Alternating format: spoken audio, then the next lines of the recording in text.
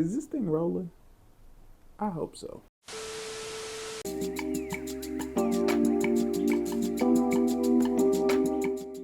Hey family, welcome back to another video. I want to take you on a little bit of a journey today if you're willing to rock with me. I want us to go to Genesis chapter 1 because I believe that this is going to help us answer a question that my generation is longing for. We wrestle so much with comparison, imposter syndrome, this feeling of inadequacy. And I believe Genesis chapter 1 is the key to pushing past this feeling. So if you got a Bible, I'd love if you join me. I got my Bible right here. We're going to start in Genesis chapter 1, and we're just going to read a couple of verses and then we will get into it. Genesis chapter 1, verse 1 says this: In the beginning, God created the heavens and the earth. The earth was without form and void, and darkness was over the face of the deep. And the Spirit of God was hovering over the face of the waters. And God said, Let there be light. And there was light. And God saw that the light was good. And God separated the light from the darkness. God called the light day, and the darkness he called night. And there was evening, and there was morning, the first day. And God said, Let there be an expanse in the midst of the waters, and let it separate the waters from the waters. And God made the expanse and separated the waters that were under the expanse from the waters that were above the expanse. And it was so. And God called the expanse heaven. And there was evening, there was morning, the second day. Verse 9, and God said, Let the waters under the heavens be gathered together into one place, and let the dry land appear. And it was so. God called the dry land earth, and the waters that were gathered together he called seas. And God saw that it was good. Okay, I believe that that's enough for us to lay the foundation of what I actually want to talk about today. One of the things that I feel is troubling my generation is this constant feeling of comparison. We're comparing ourselves to everyone on TikTok. We're comparing ourselves to everyone on Instagram. We feel like if we don't have a certain level of followers or a certain number in the account, or if we're not going on these trips or doing all of these lavish things, that we are actually behind, that we're missing out on something, that there's this FOMO that we end up carrying with us because we don't know how to kill comparison. The Bible says it like this, that comparison is the thief of joy. Maybe some of the issues that we have diagnosed as mental health have stemmed from us allowing our joy to seep out of our hands. We've allowed our joy to end up being stolen by comparison. One of the things that I love about Genesis chapter 1 is God's creating a brand new thing. He's creating heaven, he's creating earth, he's creating creation. And during this journey, God goes through day by day, and he creates light, he creates day, he creates night, he creates the waters, he creates the seas, he creates vegetation, he creates light, he creates beasts and birds, then he creates humans. And on each day after God creates a thing, God looks at what he has created and he declares that it is good. God does not just look at what he created and say, oh man, just because I'm not finished, this means that this thing is bad, or this thing is not enough, or this thing is inadequate. No, God looks at his creation each and every day, and he declares that his creation is still good. And I think sometimes what can end up happening is we can feel like because we have compared ourselves, because we have allowed our hearts to fall into this lie or into this trap of comparison, that where we are is not good. Where God has us is not good. The Bible says it this way, that the steps of a righteous man are ordered. Anyone who calls themselves a believer, God has a plan and a purpose and a strategy for your life. And if you believe that you are mispositioned in this season, maybe, just maybe, your your feeling of being out of place stems from a place of comparison. Maybe you feel like you're not where you ought to be.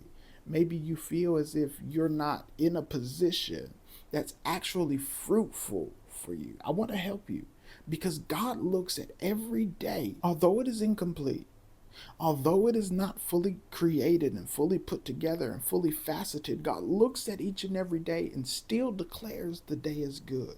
Now, I want to show you a detail that we didn't read over, but I feel like it's super important to our mission for today. I want you to go to Genesis chapter 1, and we're going to go to verse 27. Let's start in verse 27. So God created man in his own image. In the image of God, he created him. Male and female, he created them. And God blessed them and said to them, be fruitful and multiply, and fill and subdue the earth, and have dominion over the fish of the sea, and over the birds of the heavens, and over every living thing that moves on the earth. And God said, behold, I have given you every plant yielding seed that is on the face of all the earth, and every tree with seed in its fruit. You shall have them for food, and to every beast of the earth, and to every bird of the heavens, and to everything that creeps on the earth, everything that has the breath of life, I have given every green plant for food.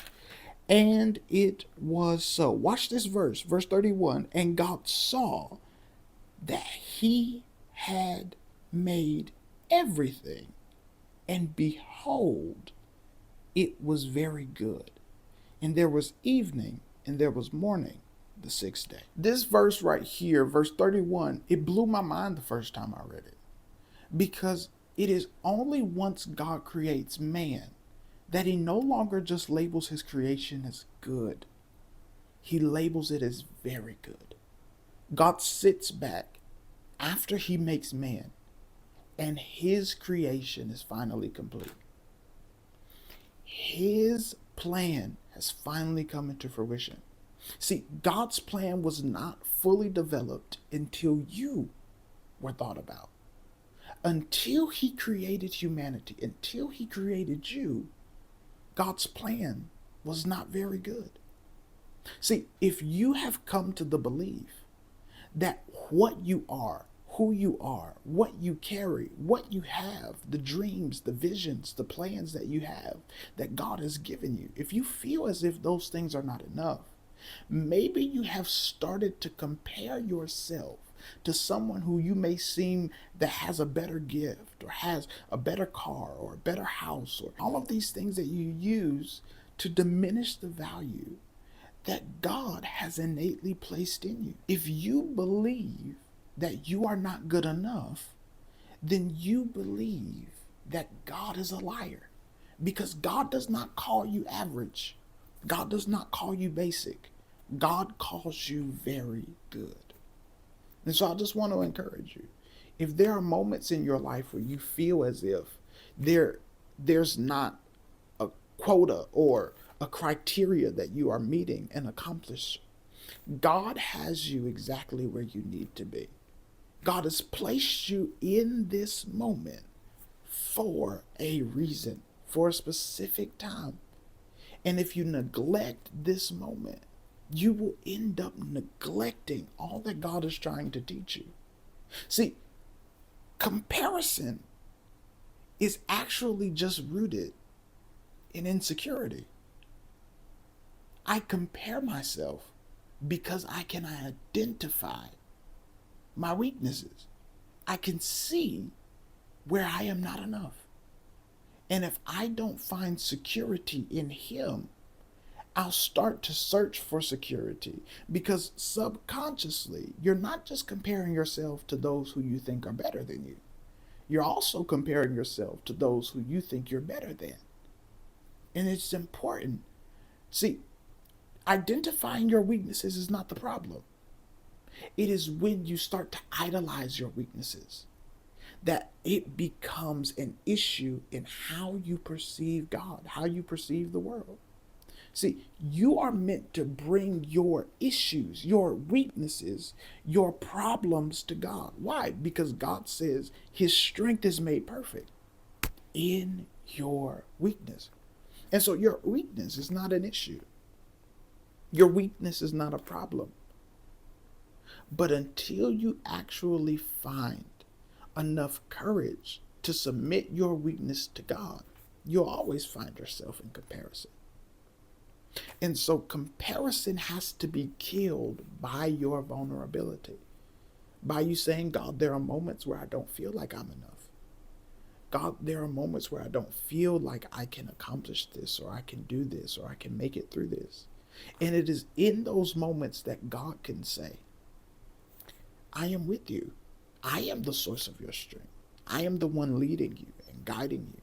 And if you allow God to empower you in those moments, you will realize that it was never about your strength, your gift, your ability in the first place. It was all about God using you as a vessel for his kingdom, for his glory, and for his majesty. Listen, I pray this video helped you. If you enjoyed it, please leave a like on this video. Drop a comment down below. I would love to hear your thoughts or your feedback if you want to see more videos like this. And until next time, family, I will see y'all very soon. Peace.